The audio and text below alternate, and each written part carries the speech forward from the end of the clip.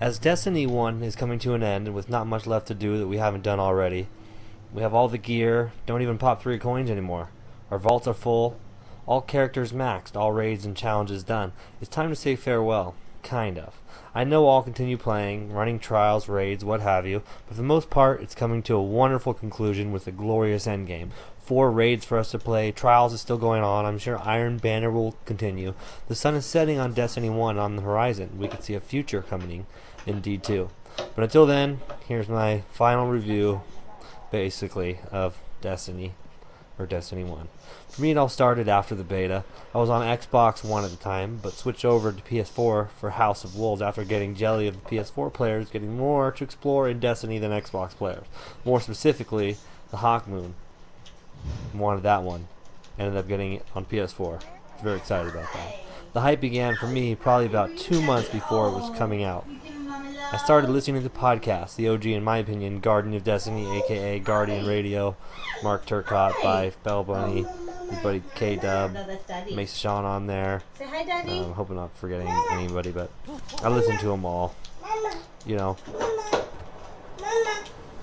I had it pre-downloaded that night. The endless seconds ticked on as we approached midnight. I'm on the west coast of California. Then it hits. It's late. I have to work the next day, so I get jump class ship, make it to the tower, and head to sleep. Guess what I did immediately after walking in the front door from work? You guessed it, I went to the bathroom. Shortly after that, I loaded up Destiny and began a journey that would literally change my life. Made friends, a game that costs only $60, not including any expansions. I have easily accumulated untold hours into this game, and for the price of admission for all the expansions, the entertainment and hours alone played made it worth every cent. Gone on journeys through planets with randoms or blueberries. Made friends with them, all still on my friends list. That feeling when I hit level 20 and was able to equip the legendary weapon and armor, putting my shaders on, my hunter was looking bad ass.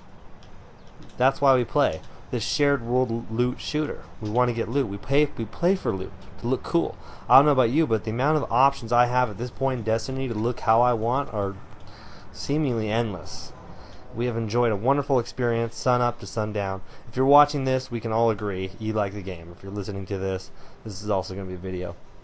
You know, there was a thing, Forever 19. That was a thing. But as the game progressed and people played more, Bungie was watching, updating, behind the scenes, hot fixes, weekly updates, a companion app.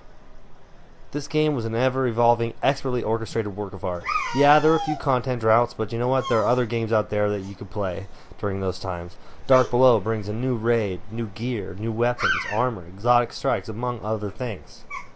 All the while, Bungie watching and overseeing and making tweaks. House of Wolves comes out and introduces a prison of elders, basically a horde mode in new areas. They introduce a new social space, the Reef, again, new weapons, armor, and exotics to chase. Trials comes out, Iron Banner is going on. There's so much to do and so much loot to acquire, all the while filling up your friends lists.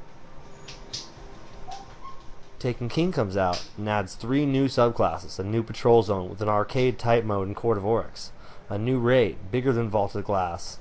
In my opinion, just more expansive areas, but mechanics are probably a little bit harder in Kingfall, I would say, and it's equal to Vaulted Glass, both created by Luke Smith, Kingfall, and Vaulted Glass.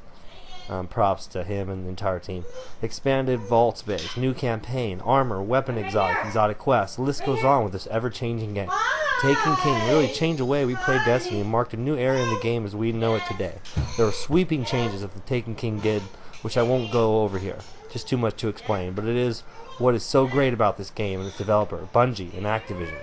Right? Yep. They listen to the community, hear the feedback, implement it. All the while, Iron Banner getting new gear each year. Same as Trials. Just so much to do. Rise of Iron with its new campaigns. An Archon's Forge play area. All new gear, ornament. It goes on, friends. Let's not forget all the events they added. I remember on Halloween I woke up a little early so I had time to play Destiny before work. Then Festival of Lost randomly shows up on my screen. Awesome. I had a cold coming on anyway, so I took the day off and had so much fun trick-or-treating and getting excited on the new Crucible map. And then putting all the masks on, and just a wonderful surprise. Valentine's Day. We get Crimson Days, Christmas time, the Dawning, the April update. It goes on and on. Point being, Bungie has made my favorite game I've ever played. I'm so excited for what the future holds. We have 7 years left, and that doesn't seem like enough. Thank you, Bungie. 10 out of 10. I've played them all. Destiny is and will forever be the turning point in my life. Open up the whole social aspect that was different than anything else. Family members spread far and wide are able to get online with their headsets and do whatever they please. Separated but together, each with a specific job to do, position to hold. Thank you, Bungie and Activision, for creating something that has provided me with so much fun and entertainment.